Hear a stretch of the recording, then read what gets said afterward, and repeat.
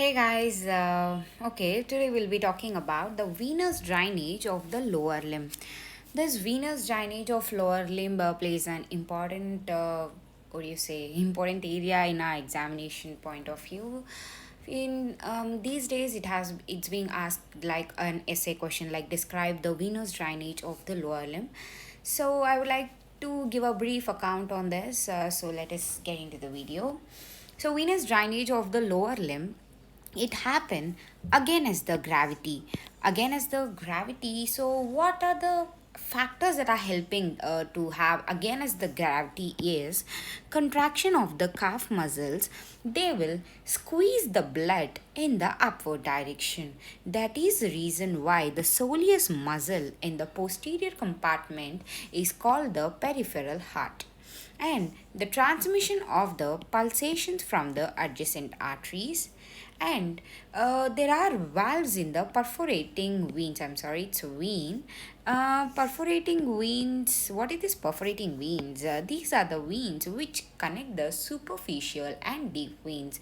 So presence of valves in this perforating veins, they prevent the reflex of the blood back into the superficial veins. So what is actual function of the perforating veins is they pump the blood from the superficial to the deep veins.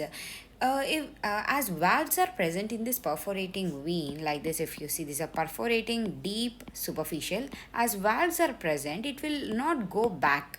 If valves are absent it will go back and this will be disturbed. So it is also a factor helping the anti-gravity, what do you say, venous blood flow.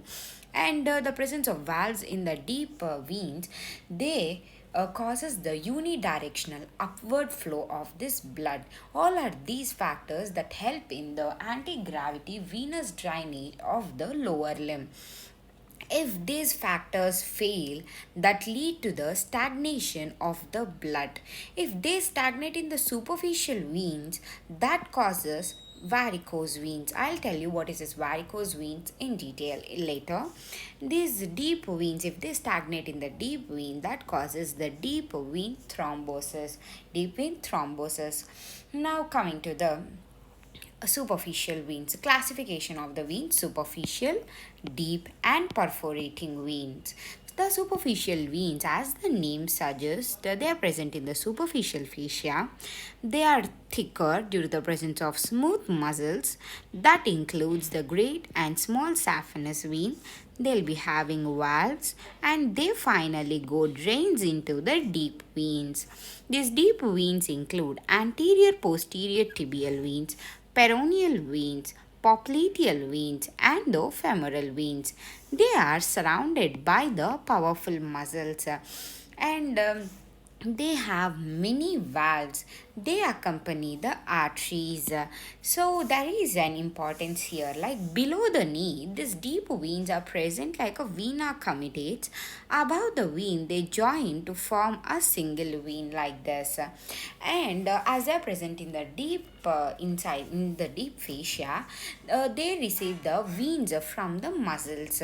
Deep from veins from the muscles, they also will be having the valves. But the veins from the soleus muscle is arranged, actually here valves are arranged in the form of venous sinuses.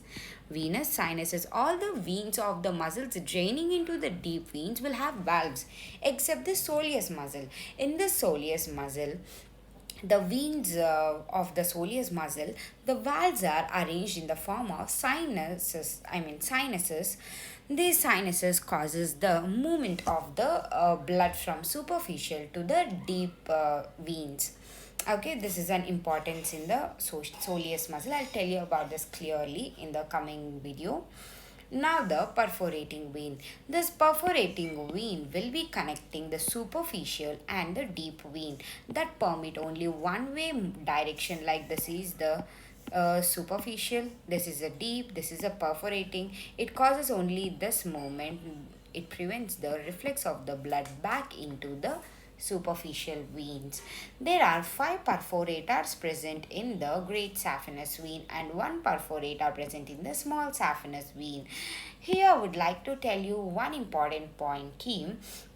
In thigh and the leg, The venous blood flows from the superficial to the deep veins in thigh and the leg, whereas in the foot, the venous blood that flow from the deep to the superficial veins. This happens in the foot. This is all about a brief introduction about the venous drainage of the lower limb. So I have also made videos on the great saphenous vein, small saphenous vein, and this perforator vein. So please do check those videos also. Thank you for watching my video. If you like my video, please do share it with your friends and don't forget to subscribe. Thank you.